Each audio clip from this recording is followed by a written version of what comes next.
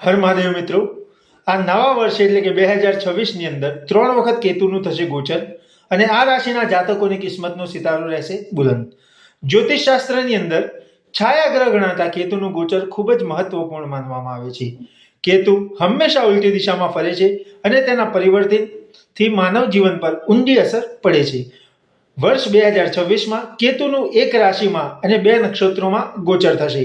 હાલમાં સિંહ રાશિમાં રહેલો કેતુ વર્ષના અંતે કર્ક રાશિમાં જશે. વર્ષ 2026માં કેતુનું 3 વખત જે ગોચર થશે એમાં 2026ના અંતમાં કર્ક રાશિમાં પ્રવેશ 29 માર્ચ અને 2026ના રોજ પૂર્વ ફાલ્ગુની નક્ષત્રમાંથી માઘ નક્ષત્રમાં પ્રવેશ અને 5મી ડિસેમ્બરે 2026ના રોજ માઘ નક્ષત્રમાંથી આશ્લેષા નક્ષત્રમાં પ્રવેશ કરશે.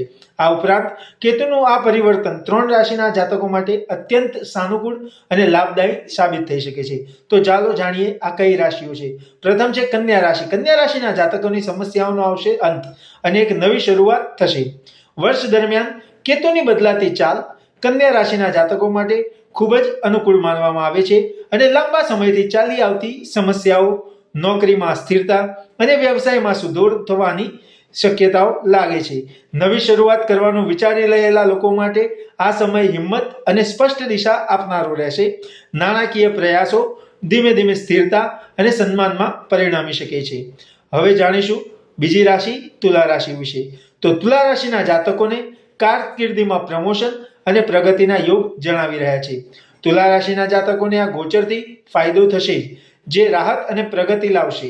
કારકિર્દીમાં પરિવર્તન, પ્રમોશન અથવા તો કામ પર માન્યતા વધવાની પ્રબળ શક્યતાઓ છે.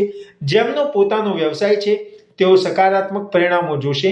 સંબંધો અને ભાગીદારીમાં પણ નવી સ્પષ્ટતા આવશે જેનાથી સંઘર્ષ ઓછો થશે. હવે જાણીશું મકર રાશિ વિશે.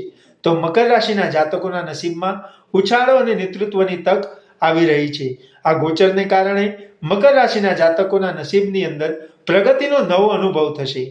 નાણાકીય સંભાવનાઓમાં સુધારો થશે.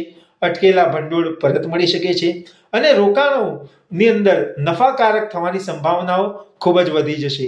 કારકિર્દીની અંદર પરિવર્તન, વિદેશી સાહસો અથવા તો મોટા નિર્ણયોની યોજનાઓ બનાવનારાઓ માટે 2026 યોગ્ય સમય સાબિત થઈ શકે છે. આત્મવિશ્વાસ અને નિર્ણાયકતામાં વધારો થવાથી તમે કાર્યસ્થળ પર નેતૃત્વની સ્થિતિ પણ મેળવી શકો છો. નમો મહાદેવ.